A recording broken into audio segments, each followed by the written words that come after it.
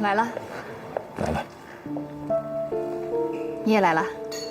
是啊，你都通知了，我当然会来。谢谢，真给面子。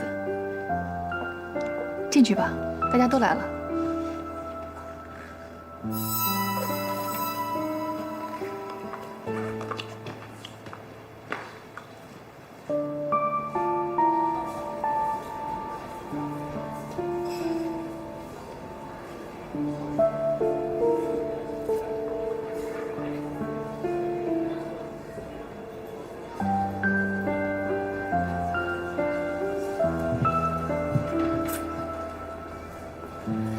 各位，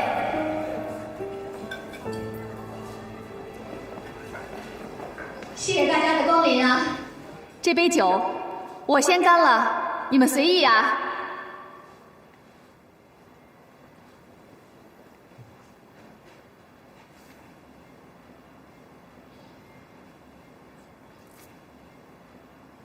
平时我也不爱说什么肉麻的话，但是今天是我老公林伟的生日，也是我们的结婚纪念日，我就肉麻一回，大家请看吧。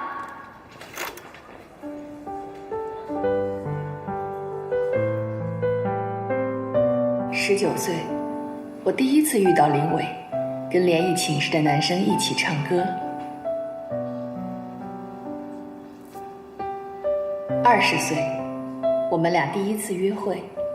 他说要把这辈子的约会都卖给我，我给他买了一大桶冰激凌交换，他吃完拉了2天肚子。22岁，我们毕业了。25岁，我们结婚了，有了小莫。别误会啊，不是奉子成婚。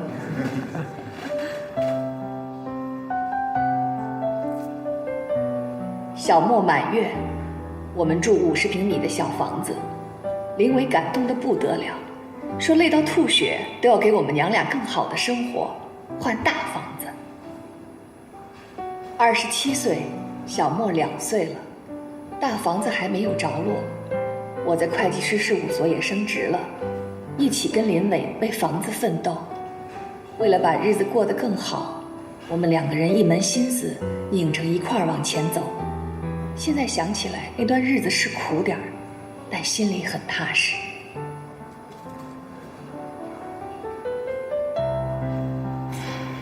这个时候，我老公得到一个很好的机会。谭总，您还记得吗？当时韩总那单生意吗？您说，只要林伟能拿下这单生意，您就给他升职。韩总。到现在我都感激你，谢谢。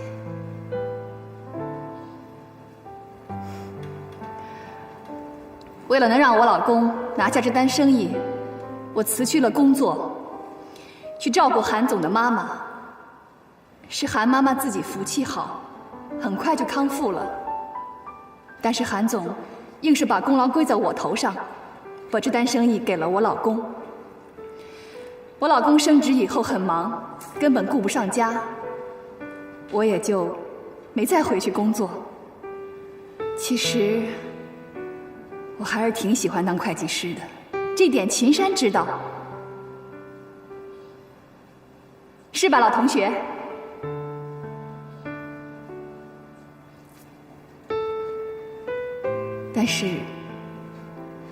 但是我更喜欢当林太太。结婚之前，我跟秦山一样，认为事业最重要。但是结婚以后，有了孩子，我觉得林太太才是第一位的。依林，我得给你封一个模范贤内助。行啊，谭总，谢谢。来，大家接着看。聪明姐吗？我也是没有办法了，孩子们呢都不接电话，我只有打给你了。都不接，他们都没在家呀。那你知道他们去哪儿了吗？我也不太清楚，好像说是给林伟过生日什么的。哎，都这样了还给他过生日啊？那你知道去哪儿给他过生日吗？小丫结婚那个地方叫翠明路，什么荷塘月色。哦，知道了。30岁，我们有了大房子、车子。儿童节带小莫去游乐场，坐过山车，他恐高。林伟把他放在肩膀上待了几分钟，想锻炼他，结果硬是下不来了，说这样感觉他一下子长成了大人。小莫之前说他坐在林伟的肩上像个大人，现在也算是个小大人了。小莫10岁，我35岁，林伟36岁。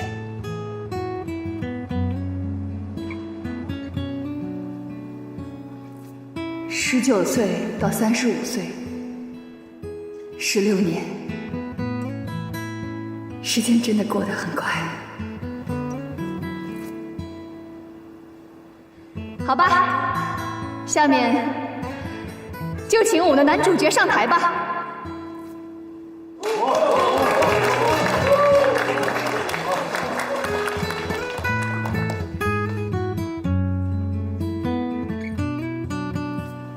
老公，16年，我一直都很努力，为了你，为了这个家，不管我付出什么，都是因为我爱你。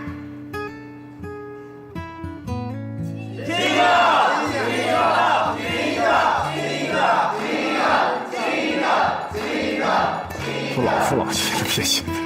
这可是你们说的啊！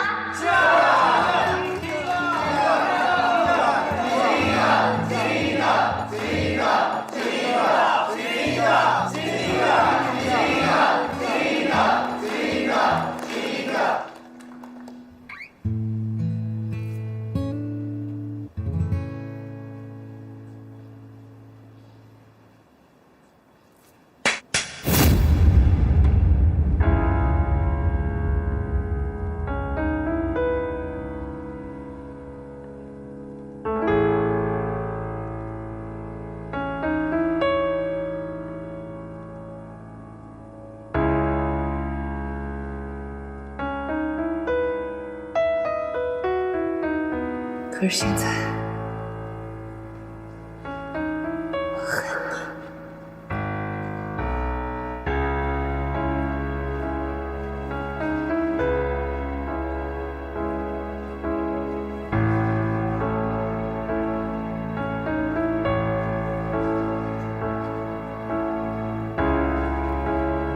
35岁，我老公背着我，跟他们公司的财务总监，我的老同学秦山走到了一起。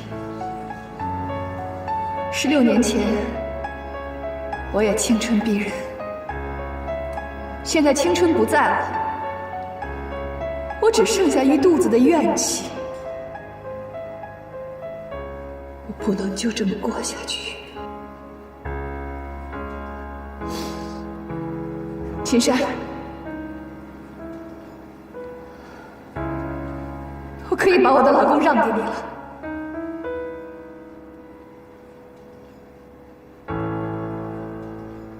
我现在放手了。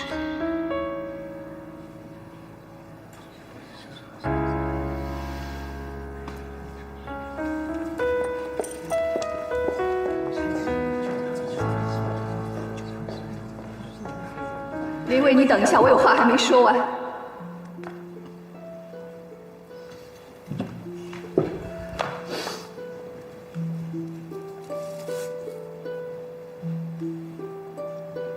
16年，我对你所有的爱，到今天都变成了恨。我必须要把这些都说出来，不然我会疯，会死。我不允许自己就这样被你悄悄抛弃，别怪我，用这种形式把你对我的伤害还给你。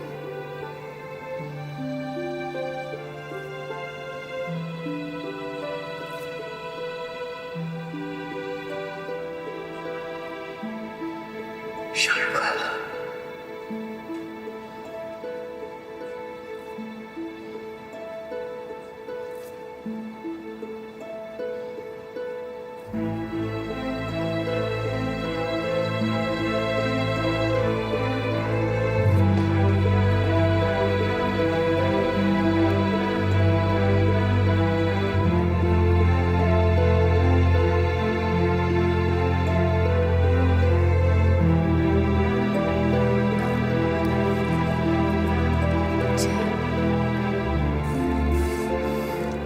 依林，对不起，谭总，扫您的兴。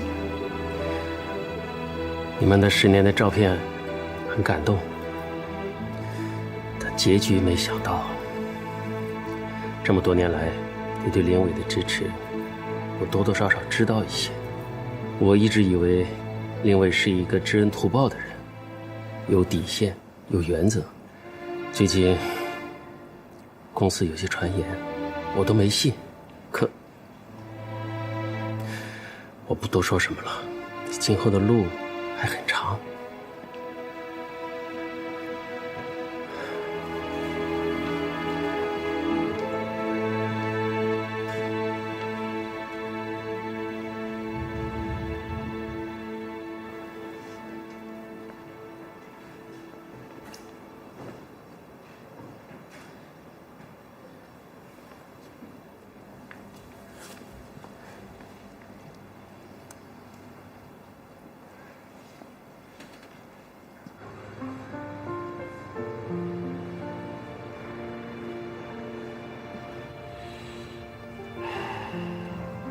爸，您倒是说句话呀！不行，玉明，哎，你进去，跟依林说呀，在林伟那儿啊说句软话，实在不行的话，我去给林伟认个错，行不行？啊？不是爸，那我跟一凡呀，都已经劝过了，他俩那真是过不下去了。可他们不能离婚呐！你想想啊，以后依林一个人带个孩子，那怎么过呀？他是搞婚介的，他不会不明白这个小道理。玉明，你跟我说句实话，是不是林伟在外头已经有人了？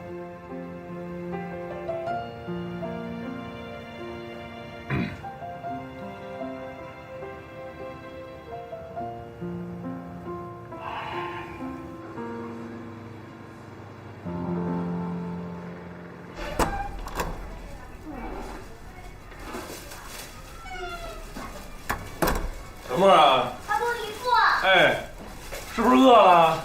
这姨夫啊，给你做饭吃啊。爸，来，你把东西给我吧。您要是累了，您就回屋呢歇会儿去。饭做得了，我叫您。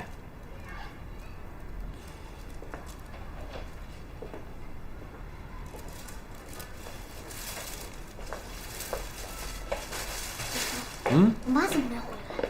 啊，你妈呀，我妈回来，只不过你妈呢，可能今天回来的会晚一点啊。姨父，我问你个问题，你说，我爸我妈是不是离婚了？你知道什么是离婚了吗？知道，就是一件没有意义的事情，很严重，有多严重？就是非常严重。小沫，你告诉我，你是不是特别怕他们两个离婚呀？我不怕，因为他们离婚了，我还能见到他们。那你为什么这么问我呀？因为我怕他们见不到了。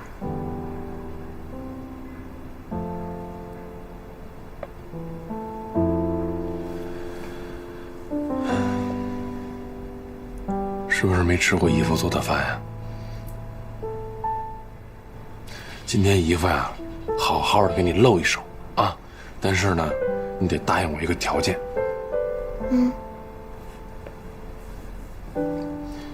一会儿咱跟外公吃饭的时候啊，在饭桌上，你呢得使劲的把菜跟饭呀都吃干净了，这样的话，外公才高兴，好不好？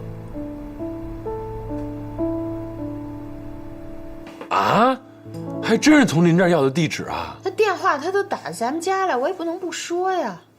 哎，这江依林解恨了没有？过个生日解什么恨呀？行了，林伟都这样，他还能好好给他过生日啊？你以为你妈傻呢？嘿，我发现您现在越来越八卦了啊！你不说我也知道，这江依林多聪明啊！他要是下了决心的事儿，那就便宜不了谁了。男人就欠收拾。你以后跟这个小韩，你要是再那什么，这一凡就跟他姐这么学着收拾你。爸，您听听啊！哎，我还是您亲儿子吗？亲儿子我才得更高标准严要求。嘿，您真是一好婆婆，发现。别听你妈胡说八道，她心里啊根本不是那么想的。算你了解我。哎，你们俩最近的多关注了一点依林，就别老让她一个人在那屋里待着，不行把她接咱们家住来。我都不知道您这话哪句是真的了。我哪句都是真的啊！你妈没那么恶。行，知道了。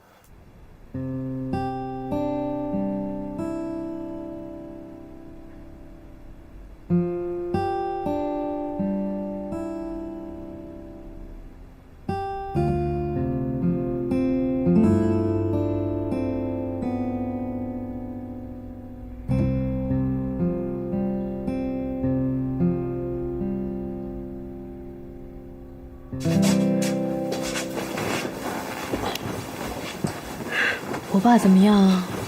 还行。小莫呢？睡了。谢谢你，老公。你看你，哎，那个，你姐怎么样？就那样呗。16年了，感情和青春都投入了，自己什么事都放一边，所有事都是为了林伟跟小莫，结果什么都留不住。要是有一天，我也因为相信你而付出代价，我也认了。来，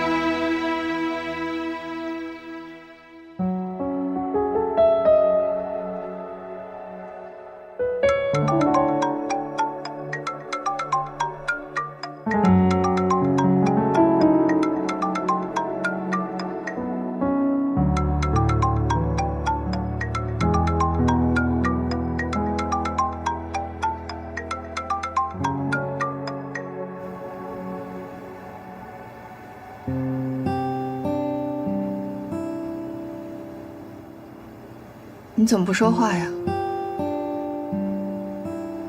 你不是电话里跟我说要跟我谈小莫的事儿吗？那就谈吧。既然都说到这一步了，那咱们也都别藏着掖着了。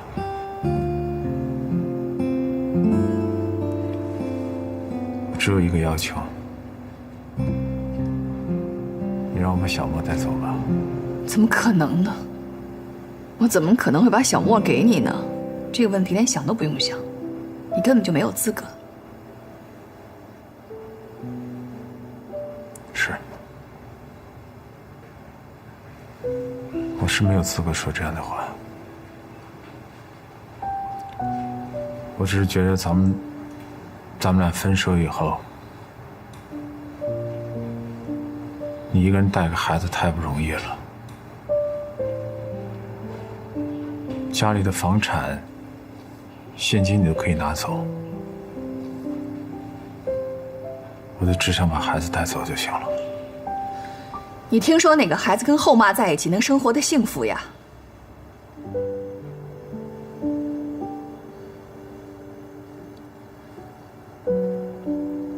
小莫是我一手带大的，他从小到大，所有的事情都是我在照顾。他已经习惯了跟我生活在一起，而且我们俩之间没有必要较劲，要想到孩子的感受。我不想让他因为这件事情改变他自己的生活环境。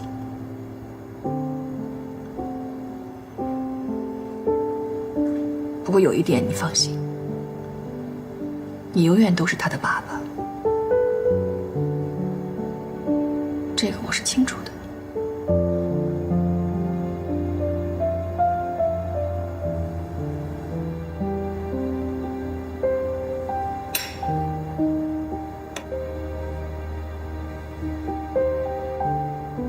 16年的感情，没想到会以这样的方式结束。我知道，所有的错都在我，我活该。但是我真的一门心思的想回归这个家庭。我希望我们的生活还能像以前一样。但是我真的没想到你会那么做。咱们俩之间起码的唯一的一点信任都没有了。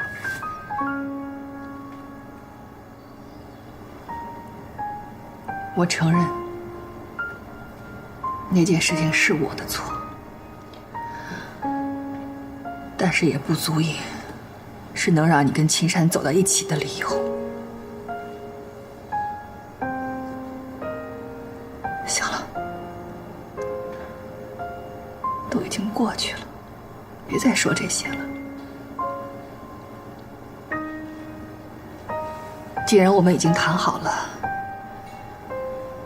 也已经这么决定了，那咱们就痛快点儿，明天就去民政局把事儿办了吧。就明天。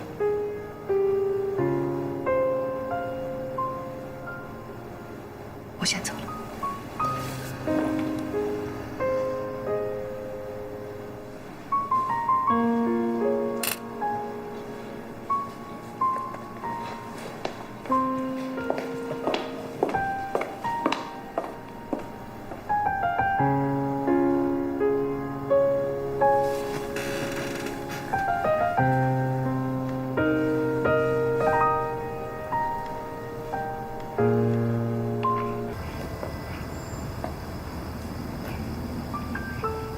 你就没有什么话想对我说吗？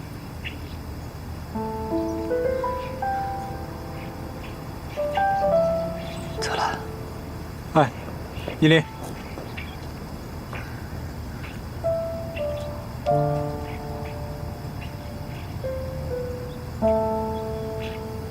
你什么都不用说，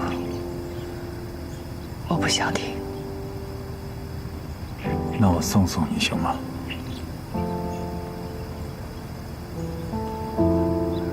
我向你保证，我什么都不说。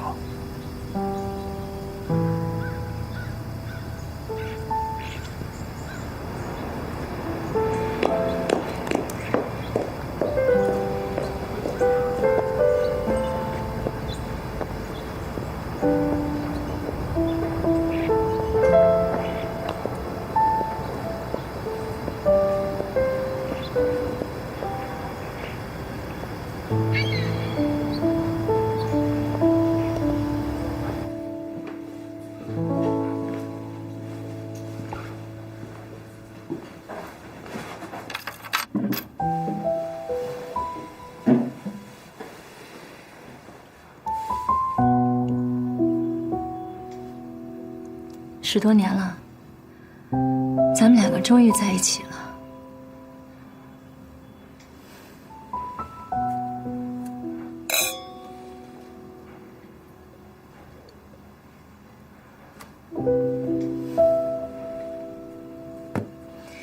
明天你就搬过来住吧。青山，不是都离了吗？怕什么呀？公司那边的同事，我想过几天也就忘了。咱们俩的事儿，公司上上下下几乎全知道。我们又在同一家公司，今后抬头不见低头见。你觉得这样合适吗？那你什么意思啊？我觉得挺别扭的。其实我是想，我不辞职。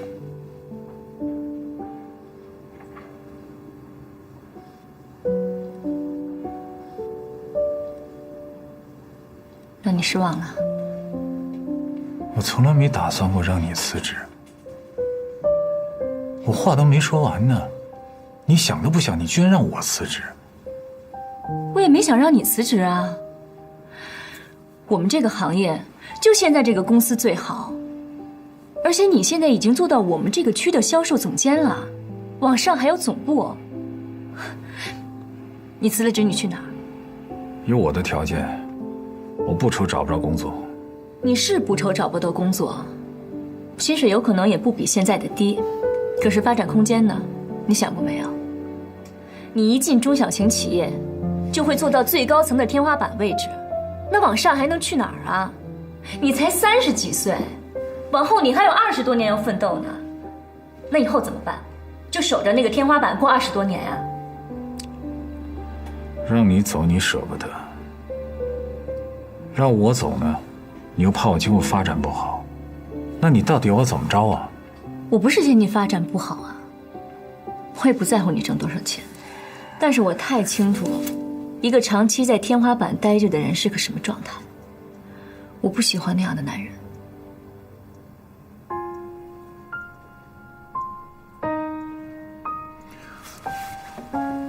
深深，我到底要怎么做，你才能够满意呢？我们都留在公司，一起做到总部。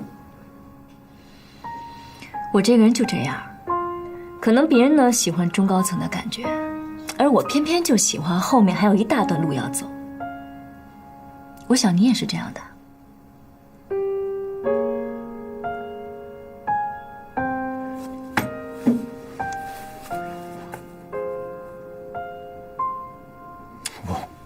我还以为我们今天要聊的，你要跟我谈的，我还以为是咱们今后怎么生活，咱们今后怎么过日子，没想你谈的全是这些东西。我不是江一林，他能放下的，我做不到。青山，我就问你一句话，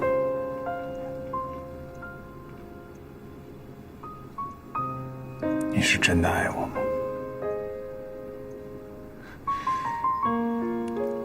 我爱你呀，我当然爱你了。正因为我爱你，我才不想成为第二个江一林，一个不懂得自我和婚姻之间平衡的女人被沦为弃妇的故事，我不想再上演了。林伟，你为了我放弃10几年的婚姻，那你应该清楚，什么样的女人才能够抓得住你。你家那串钥匙也用不着了，就扔了吧。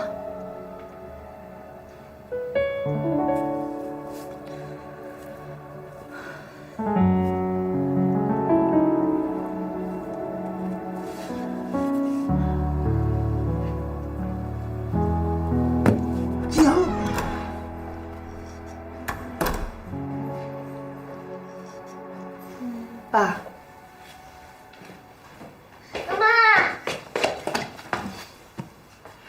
乖吗？妈妈，我又快输了。小莫，棋不下了，去做作业去。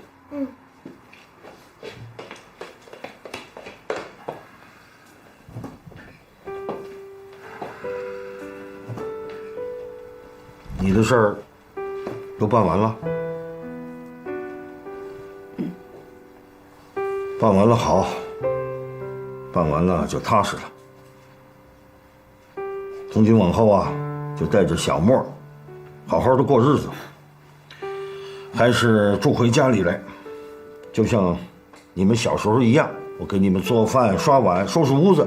你们住回来呢，我这儿也热闹了。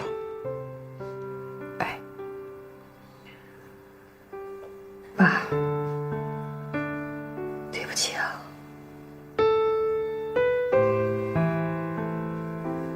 我让您失望了。不过您不用担心，我没事儿。跟林伟的事儿也不是1天2天了，我有心理准备。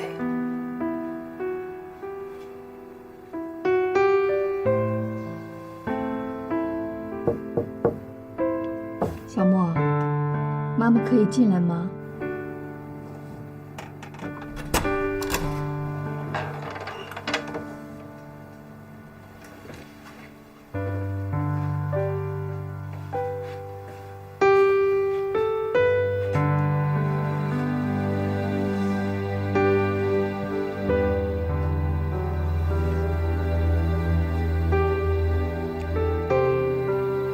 宝贝，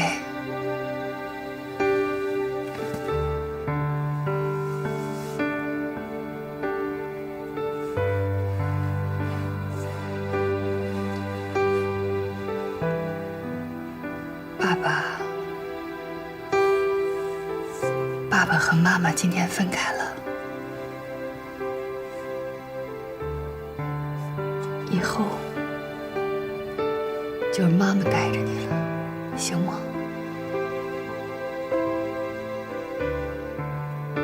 行吗？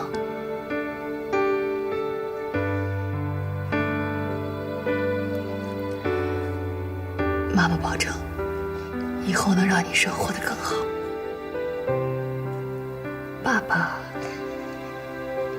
爸爸其实一直都是爱你的。如果你想到了，就跟妈妈说，妈妈可以带你去见他。你跟爸爸之间的事情，妈妈不会干涉，好吗？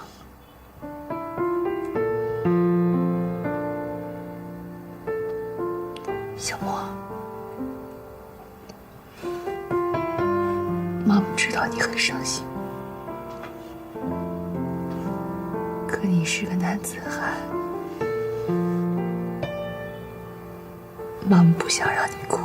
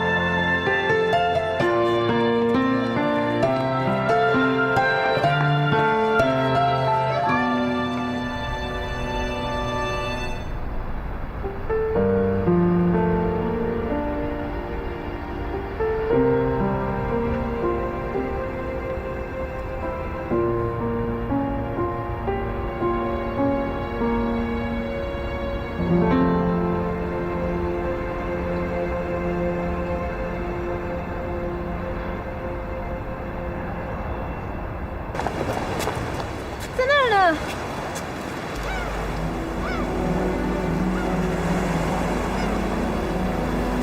哎，你就别去了，好吧？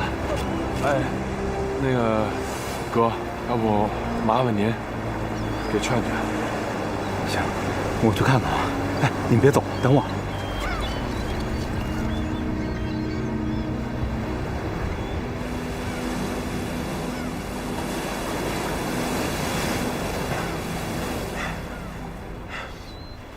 你怎么跑这儿来了？电话也不接。我小的时候，我爸爸就跟我说，面对大海，可以忘掉一切烦恼。你现在好点了吗？我妈妈刚刚去世的时候，我每天都到海边来，每次我都会用手紧紧握住一把沙子，就想使劲把这沙子握住，就好像能留住我妈妈。但是每次沙子都会从我手里漏光，我越是想要紧紧地抓住它，它就会漏得越快。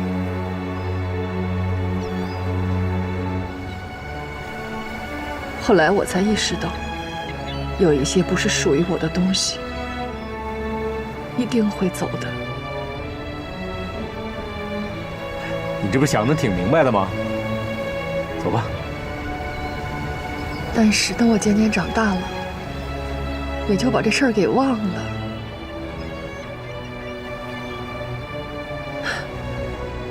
我怎么就给忘了呢？怎么就忘了呢？还想一个劲儿使劲儿地抓住。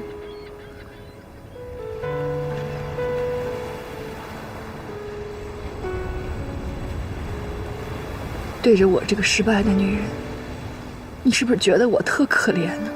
你干嘛要这么想啊？这件事情你从头到尾一点错都没有，别再琢磨这个了。明天就是一个新的开始。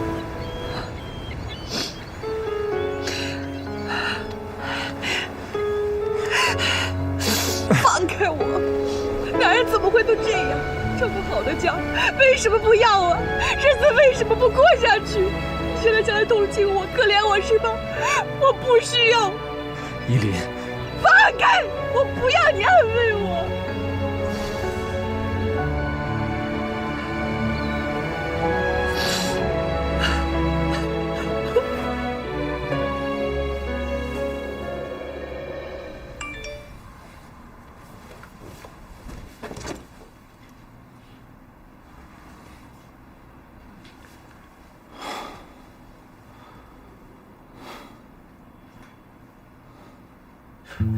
如果要是你觉着热的话呢，我这边有凉水；要是觉着凉的话，这边还有热水。以后你要是对水温有什么要求，提前跟我说，我好准备。老公，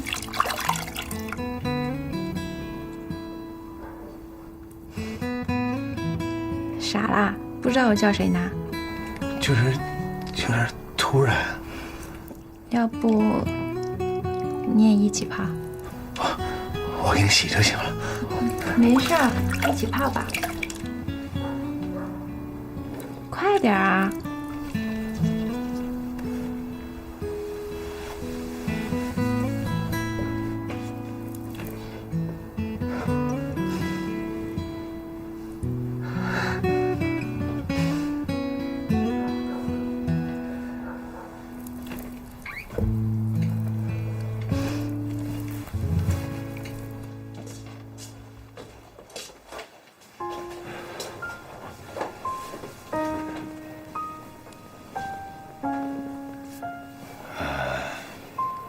小韩啊，来电话了，说呢，让你别往心里去。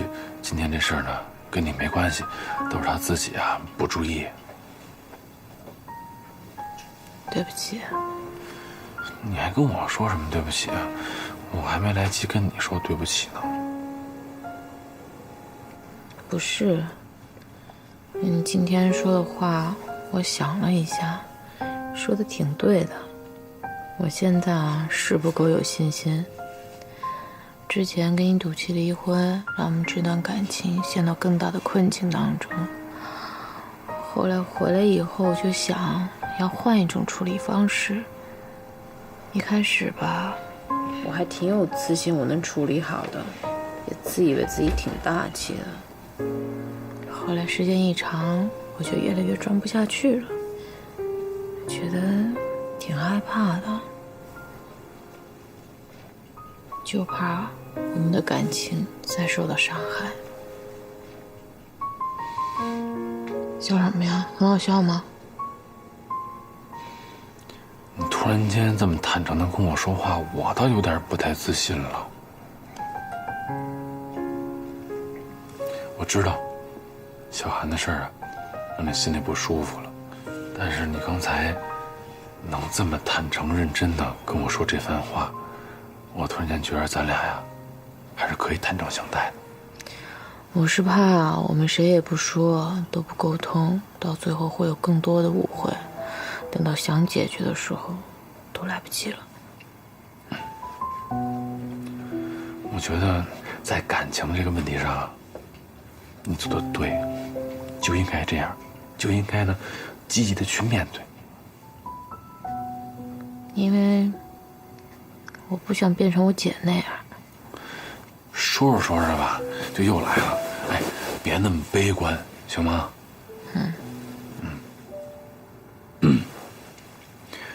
你有没有发现，就是小韩呀，住院这么长时间了，没人来看他。他爸妈不知道啊。其实呢，他也不愿意别人啊知道这件事儿。他5岁的时候，他爸妈就离婚了，他呢就没人管了，奶奶呢就把他接走，给带大了。后来爸爸妈妈又各自有了新的家庭，带着他呢又都不太方便。奶奶去世以后啊，他就更没人去关心他了。所以我就想呢，你说他现在这样哈，无依无靠的也没人管，也不知道呢以后能不能站得起来。你说如果这个时候我都不管他了，他不是就更没信心，更郁闷了吗？所以我不管小韩之前怎么跟我闹，我都没说不管他，就是想呢让他多一些希望，多一些信心。你看啊，要是站在一个普通朋友角度来看，你也不希望你老公是一个没人情味的人呀，啊！但是道理我都懂，我现在结婚了，我有老婆，我有家庭，那我也得考虑你的感受啊。所以我想好了，我想呢，我找一个机会，我到时候跟小韩呢，好好的说一说。所以你相信我，我一定会处理好的，好吗？你今天头磕哪儿了？你给我看看呗。这儿。哎呦，疼。我起大包了都。哎呀，那我抱你一个啊，别生气了啊。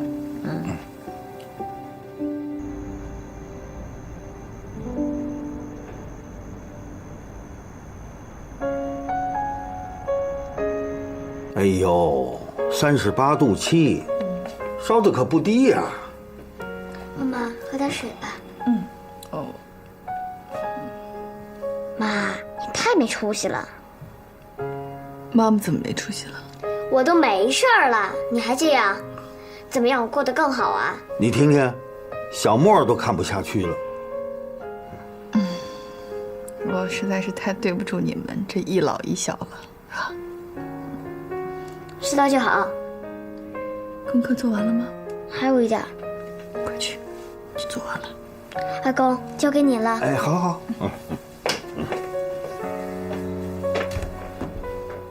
林伟这口气是出了，但是离婚这种事情恢复起来，总得需要一个过程。是。原来我没觉得，还以为我自己能扛得住。但真正离了以后，才发现，原来这16年我的生活重心都在他跟这个家上。突然现在一下子什么都没了，好像塌了一样。我突然不知道该怎么办了。是啊，对了，你小的时候啊，爸爸没少带你去海边，你总是哭啊哭啊，你没少哭啊。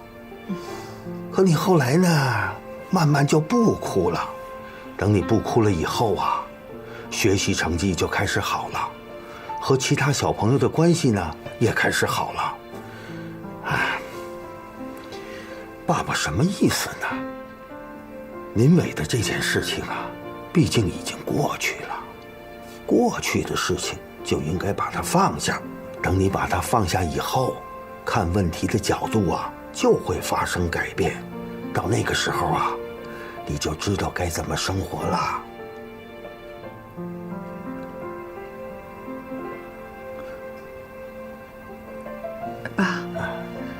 您说我那个时候从哭到不哭，用了多长时间？哎呦，这我可回忆不起来了，时间太长了。小莫说的对，我是有点太没出息了。俗话说得好，排毒养颜，只有先排了毒，然后才能够养颜，这是谁也跳不过去的一个过程。排毒养颜。原来听您说话，我觉得特啰嗦没重点，没想到今天江校长说的话还挺有趣。从今往后，想怎么生活就怎么生活，就是别像今天这样玩消失就行了。哎，谢谢爸。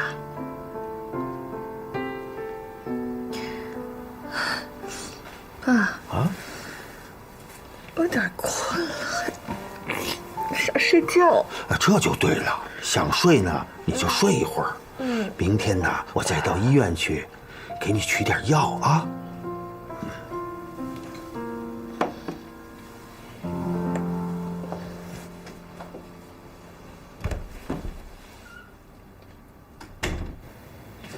怎么样？还疼吗？有点儿，这护具啊，又重新戴上了。对不起啊。没事儿，一码归一码。再说昨天是我坚持要走的，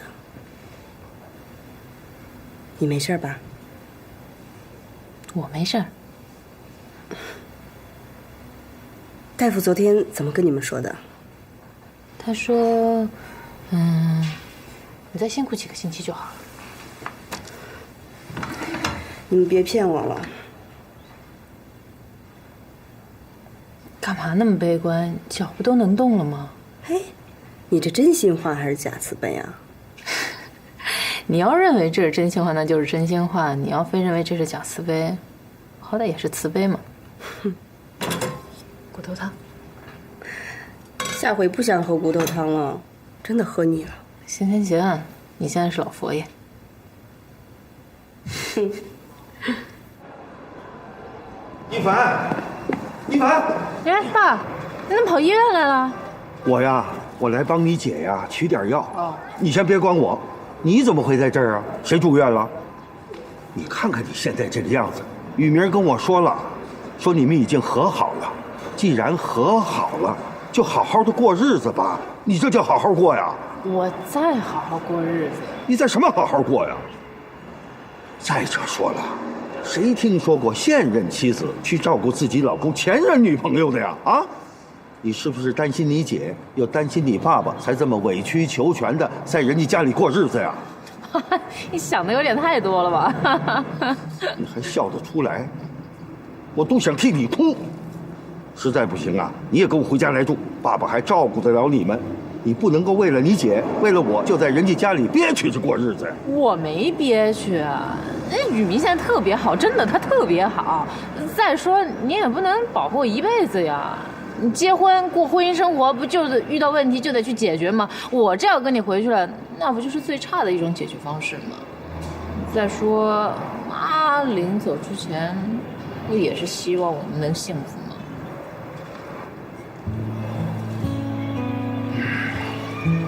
你都知道了？对啊。你什么时候知道的？哎呀，反正我就知道了。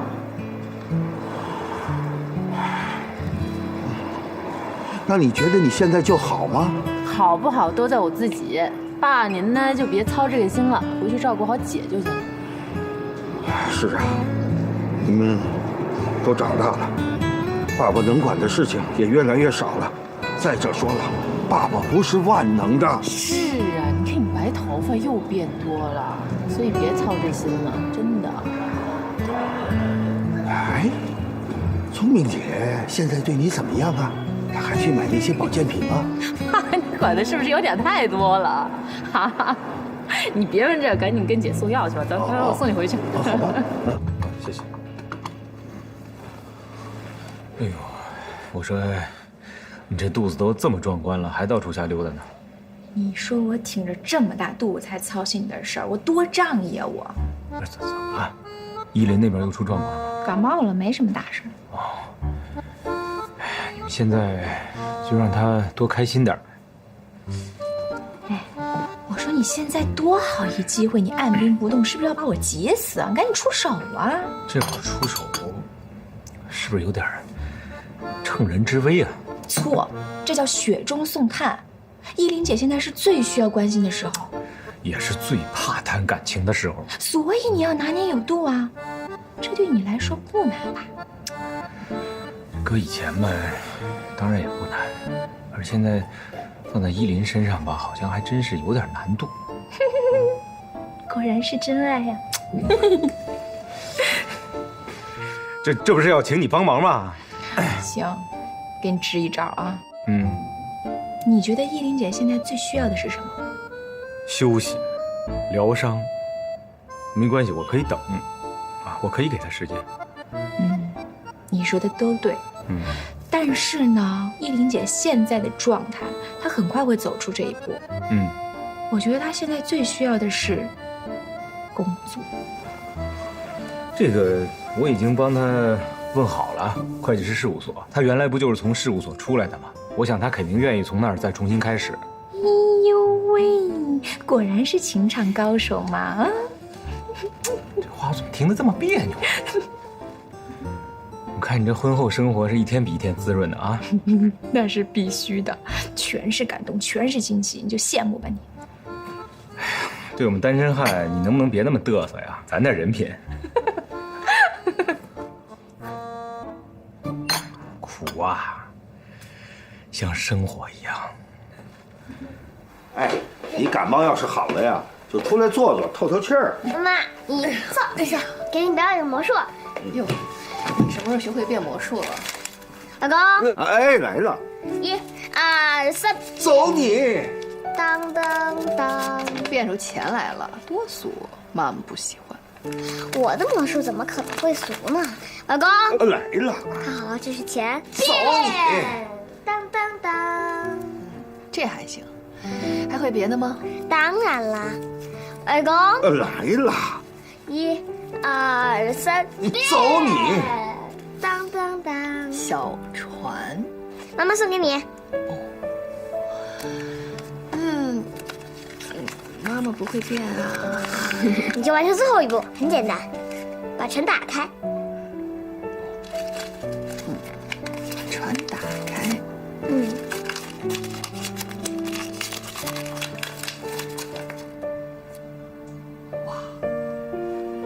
哇，宝贝儿，你怎么考得这么好啊？真棒！但是啊，不许沾沾自喜。不会的，魔术怎么样？为了练好魔术，逗你开心呐，整整在他姨父那儿啊练了1个星期。真的？真的。哎，妈，我最喜欢看你笑了。妈妈呢有一些垃圾需要清理一下，给爸爸点时间啊。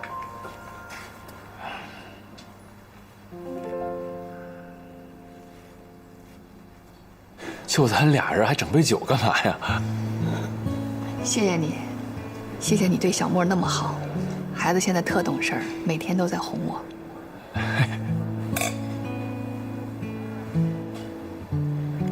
以前呢，总把他们当孩子看，老觉得是我们大人在照顾他们。但是现在才意识到，别看那么小个人，能量还挺大。是他现在啊，可懂事了，我特喜欢他。刚刚跟林伟办完离婚，我的确有点找不着北。可是现在每天看着我儿子，觉得心里特踏实，他才是我最重要的。所以为了他，我也得让我自己强大起来。来，玉明。哎。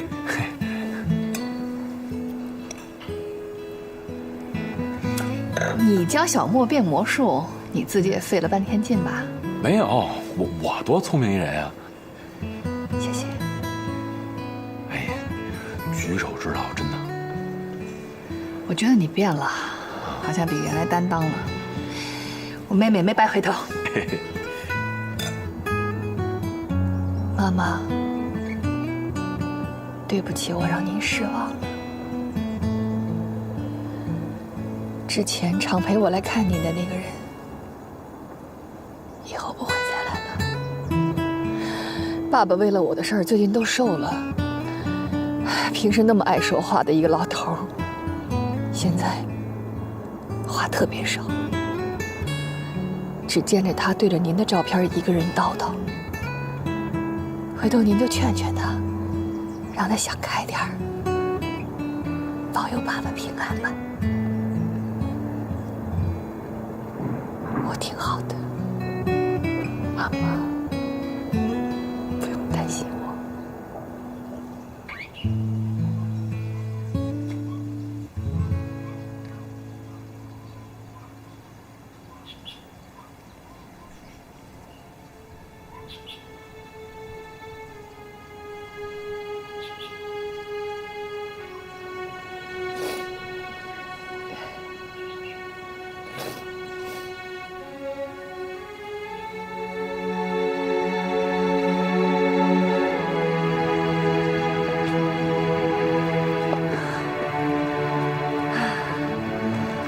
小的时候跟爸一起，每次爬到这儿，总觉得好高好高。小时候多少好玩的事儿啊！嗨，让你吓我一跳！哎，以后得把日子过得漂漂亮亮的。我要把原来的江一林重新找回来。江一林，江一凡，你在哪儿呢？哈哈哈哈哈哈！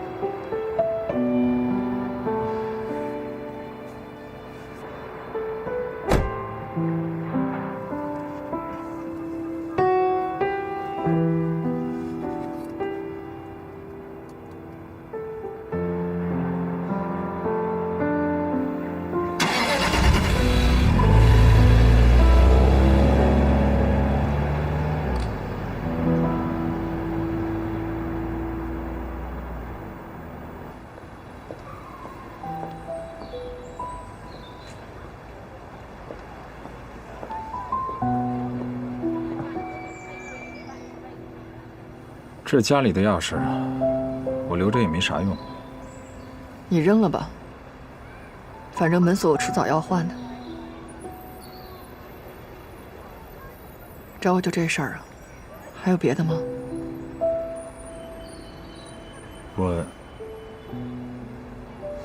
我想见见小莫。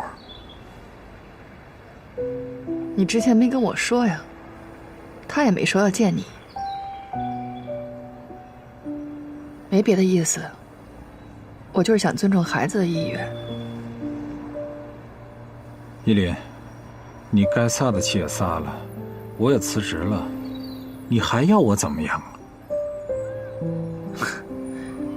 不是秦山辞职了，恭喜你啊，终于找到一个比我聪明的女人。依林，你能不能别提秦山了？我就是想儿子了，我想见见我儿子，行不行？以前每天早上上班，晚上回家都能见着他，就这么简单。你能别这么没劲吗？当初是谁呀？我带着儿子去公司楼下找你，你根本就不见我们。小莫都喊成那样，你还装听不见？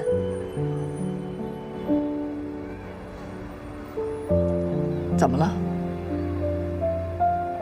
在哪儿受委屈了？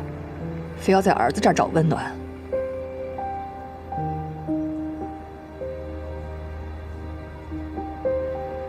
对了，正好告诉你一声，你的微信我已经删掉了，以后别有事没事给我打电话，跟孩子有关的事情可以直接跟我发信息。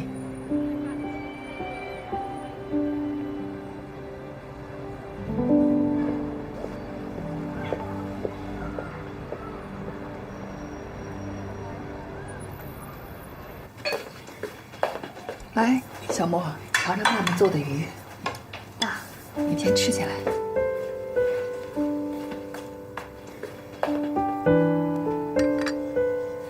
哎呀，美外公做的好吃呀！不会吧？真的假的呀？那你们俩就贿赂我，谁贿赂的多，我就把最佳厨师颁给谁。还要评奖啊？那你说吧，怎么贿赂你？我要一个像以前一样动感、高兴的妈妈，还有一个像以前一样特别话痨的外公。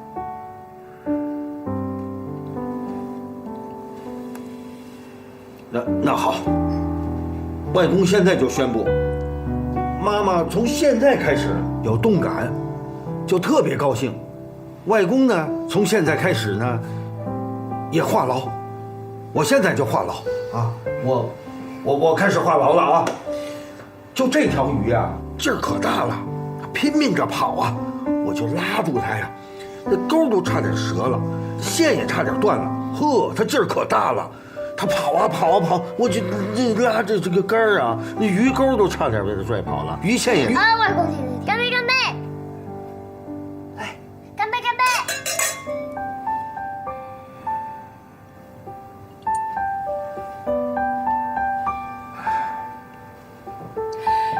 宝贝，妈妈答应你，从明天开始就动感，就高兴，好吗？那你要怎么动感？去建材城，去逛家具店。你要换房子呀？爸，哪有您说的那么夸张？我就想把屋里的装饰还有家具什么的重新摆摆，重新换换。过去都是别人说了算，现在不是好容易我自己能做自己的主了吗？那就捯饬捯饬呗。为妈妈干杯！干杯！干杯！喝了它。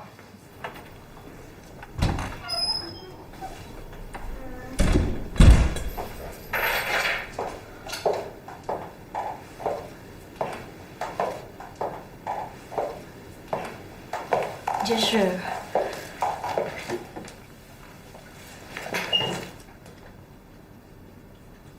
我在等你。我知道我们在生活方向和方式上是有分歧。我去了一家小公司，还是干销售总监，一去就是天花板。这一点你说对了，我也许真的不是你想要的那种人。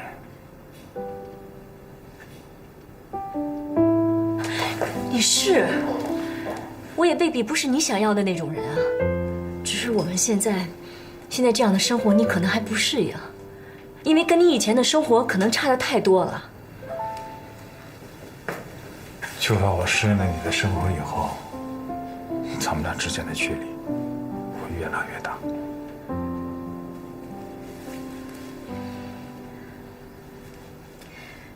我知道咱俩都是不容易妥协的人，我们都各让一小步，行吗？你去哪儿，你干什么，我以后不参与了，我不管了。但是也请你试着慢慢接受和我在一起的生活，好不好？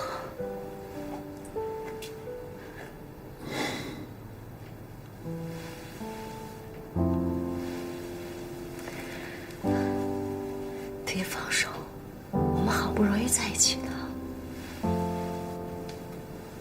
别走，行吗？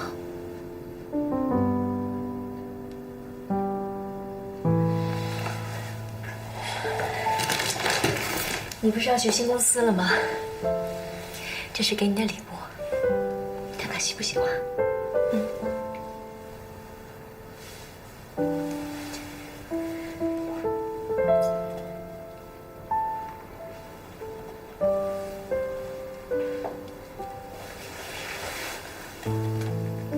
别走，好吗？他不是冬奥跟你了吗？让他给他报楼机吗？对啊，今天外面风势挺大的。放心吧，没淋湿。老公，那我到了，我先进去，我不跟你说了。